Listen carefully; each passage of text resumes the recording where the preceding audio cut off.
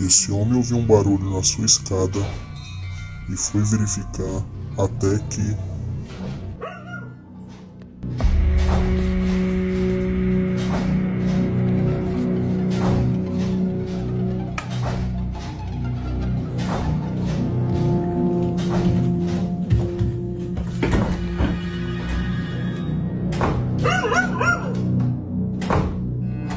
Hello?